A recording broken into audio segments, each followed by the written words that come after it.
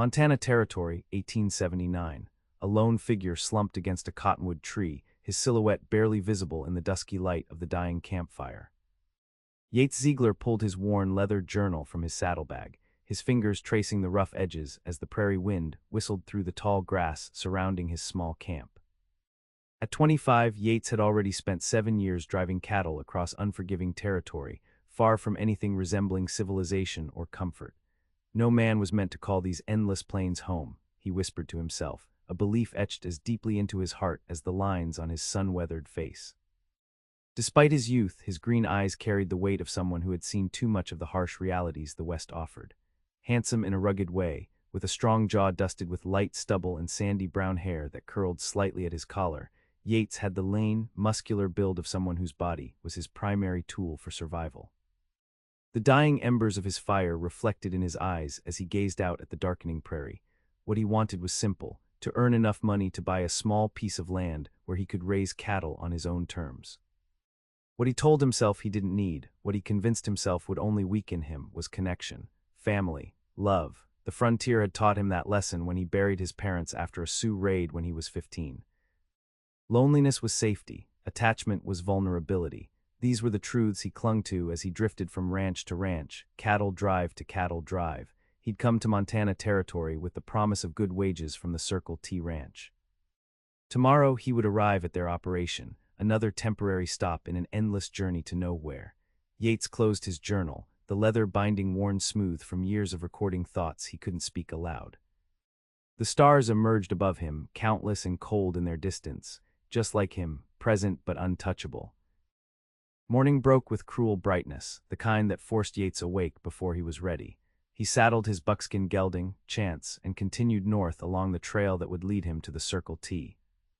By midday he crested a hill that revealed a sprawling valley below, bisected by a ribbon of river, its banks lined with cottonwoods. In the distance he could make out the boundaries of what must be the Circle T: fences, barns, a large main house, and several smaller structures.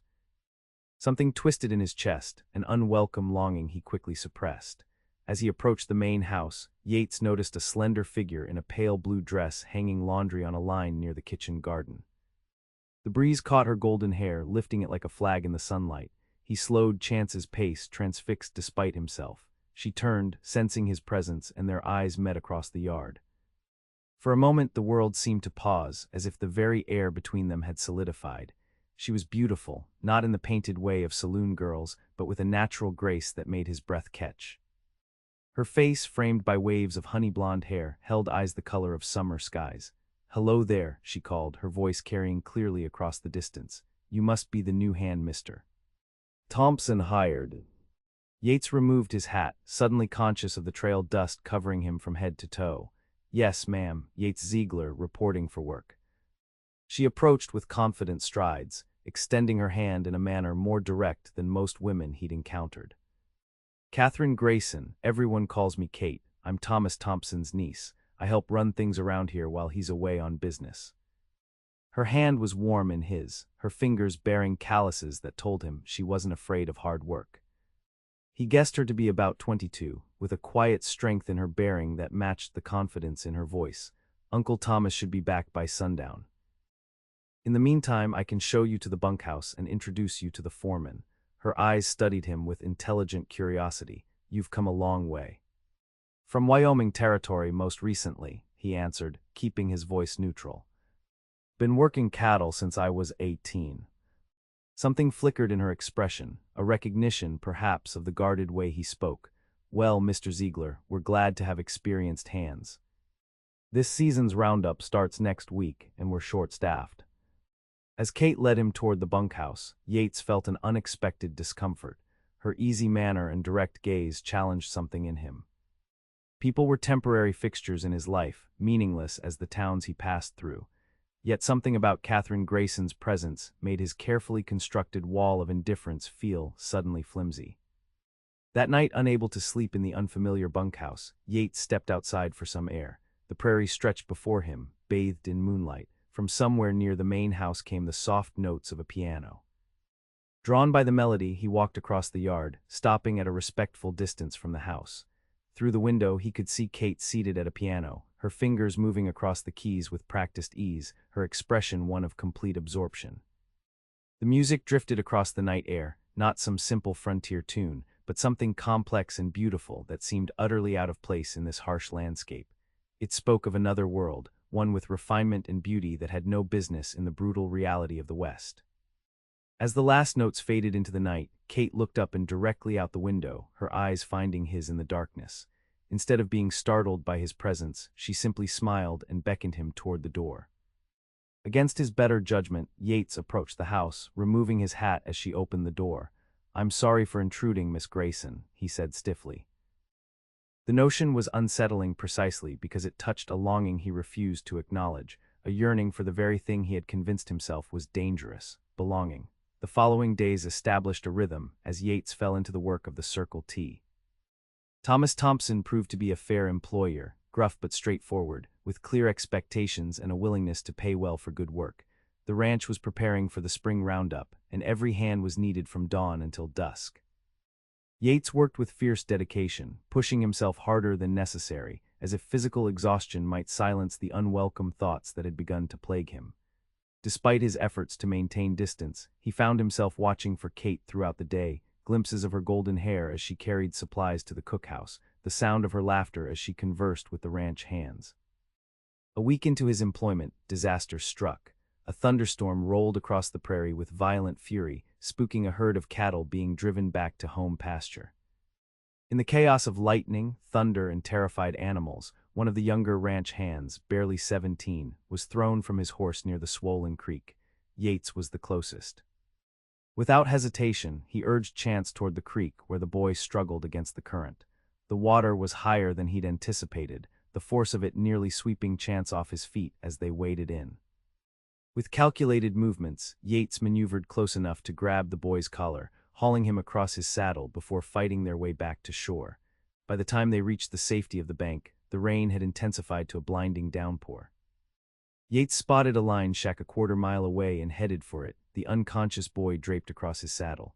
The shack was dusty but dry. Yates laid the boy on a crude cot and worked quickly to remove his soaked clothing, wrapping him in the single blanket he found on a shelf.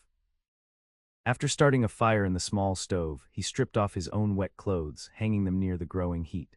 Hours passed. The storm raged outside while Yates tended to the boy, who had awakened with a fever. As night fell, bringing no break in the weather, Yates resigned himself to waiting until morning. The sound of hoofbeats outside startled him. He reached for his gun just as the door burst open, revealing Kate, drenched and wild-eyed with concern. "Jacob," she called, rushing past Yates to the boy's side. "We've been searching everywhere." Yates, suddenly aware he wore only his union suit, grabbed his damp shirt. He was swept into the creek. Fever set in about an hour ago. Kate's hands moved with practiced efficiency, checking the boy's temperature and pulse. "His mother works in our kitchen. She's sick with worry." She looked up at Yates, her expression softening. "You saved his life." Yates shrugged uncomfortably. Anyone would have done the same. "No," she said simply, "not anyone." She removed her dripping coat, revealing a riding outfit of divided skirt and blouse that clung to her slender frame.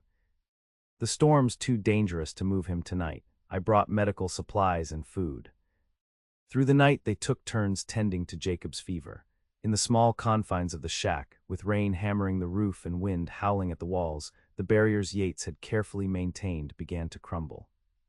As Kate gently bathed Jacob's forehead with cool water, she spoke softly of her life, of losing her parents to influenza in St. Louis, of her uncle bringing her west, of learning to find beauty in a landscape that initially terrified her. "What about you?" she asked as they shared coffee near dawn, the storm finally beginning to abate. "You carry yourself like someone who's lost something important." Perhaps it was exhaustion or the intimacy forced by their circumstances, but Yates found himself speaking of things he rarely acknowledged. "My family had a small homestead in Nebraska. Sue raided it when I was 15. I was out hunting, came back to find everything gone." He stared into his cup, been moving ever since. Kate's hand covered his, warm and steady. "I'm sorry, Yates." He expected pity in her eyes but found only understanding, the recognition of shared pain. Something shifted between them in that moment, a connection forged in the quiet honesty of their shared vigil. By morning, Jacob's fever had broken. When they returned to the ranch, Yates expected life to resume its normal pattern, with Kate returning to the main house and him to the anonymous routine of a hired hand. Instead, something had fundamentally changed. In the weeks that followed, as spring gradually surrendered to summer, Yates found himself drawn into the orbit of ranch life in ways he'd always avoided. Kate sought him out with questions about cattle management, invited his opinion on ranch decisions, included him in evening gatherings at the main house where music and conversation flowed freely. Each interaction chipped away at his certainty that attachment meant vulnerability. When Kate laughed at his dry observations or challenged his pessimism with her stubborn optimism, when their hands brushed as they worked side by side repairing fence lines, when she sought him out specifically to share news or seek his counsel, each moment added weight to the scale tipping against his long-held beliefs.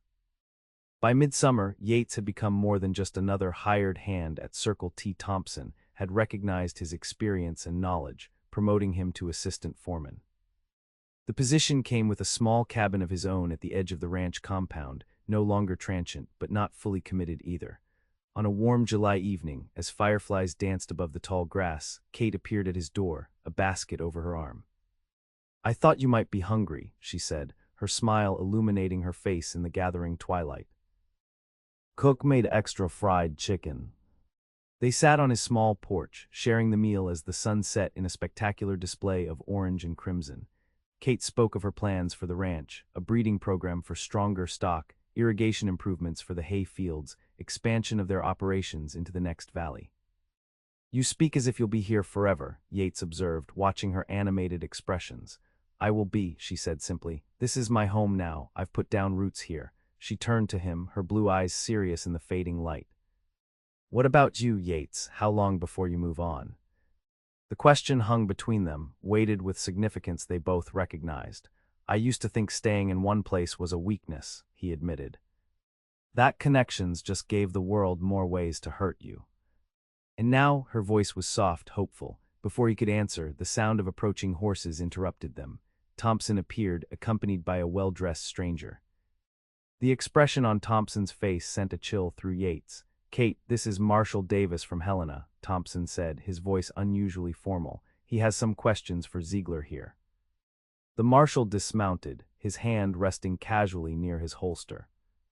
"Yates Ziegler," at Yates' nod, he continued, "I have a telegram from the territorial governor concerning a matter in Wyoming territory. Name Jade Blackburn mean anything to you?"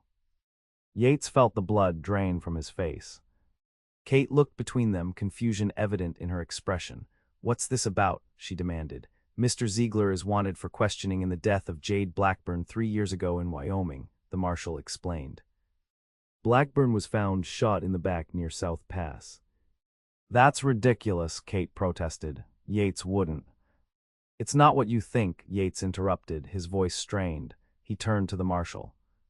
"Blackburn was rustling cattle from the outfit I worked for. I caught him in the act. We fought. He drew on me and I fired in self-defense. I reported it to the local sheriff before moving on." "Then why does the territorial governor want you for murder?" Thompson asked, his expression hard.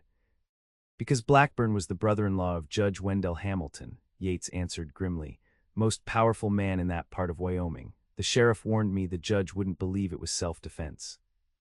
Told me to ride north and not look back." The marshal studied him. "I'm not here to arrest you, Ziegler, just to bring you in for questioning. The governor wants this cleared up." "When?" Yates asked, already knowing the answer would destroy everything he'd begun to build. "We ride at first light." The marshal tipped his hat and followed Thompson back toward the main house. In the silence that followed, Yates couldn't bring himself to look at Kate. "I should have told you," he said finally. "But I've spent so long running, I don't know how to stop." "Is it true it was self-defense?" Her voice was steady, though he could hear the strain beneath it. "Yes," he answered without hesitation, "but it won't matter. Hamilton has wanted me gone from the beginning. He'll make sure I never return to this territory." Kate's hand found his in the darkness. "Then I'll go with you, as a character witness. Uncle Thomas will come too. We'll make them listen to the truth." Yates finally turned to her, his heart breaking at the determination in her eyes. "You can't risk your future for me, Kate. I'm not worth it." "That's for me to decide," she said fiercely. "And I've already decided." In that moment, with the night gathering around them and uncertainty stretching before them, Yates recognized the truth he'd been fighting for months. He loved her. The realization terrified him more than any threat he'd ever faced. Dawn broke with somber clarity. The marshal waited by the corral as Yates prepared chance for the journey. Thompson appeared, dressed for travel, leading his own horse. "Kate convinced me we should see this through," he explained gruffly. "I've sent word ahead to a lawyer I know in Helena. If your story checks out, we'll fight this together." Yates was speechless at the show of support from a man he'd known only months. Before he could respond, Kate rode up on her chestnut mare, similarly outfitted for travel. "Kate, you can't," Thompson began. "I'm going, Uncle Thomas," she interrupted, her tone brooking no argument. "I know this man's character better than any judge or jury will. I won't let them condemn him without hearing the truth." The journey to Helena took 4 days of hard riding. Each night, as they made camp beneath the vast Montana sky, Yates felt the weight of what these people were risking for him. Their reputation, their time, perhaps even their safety if Judge Hamilton was as vindictive as Yates feared. On the second night, with Thompson and the marshal asleep across the fire, Kate sat beside Yates at the edge of camp. "Why did you never tell me?" she asked quietly. Yates stared into the darkness.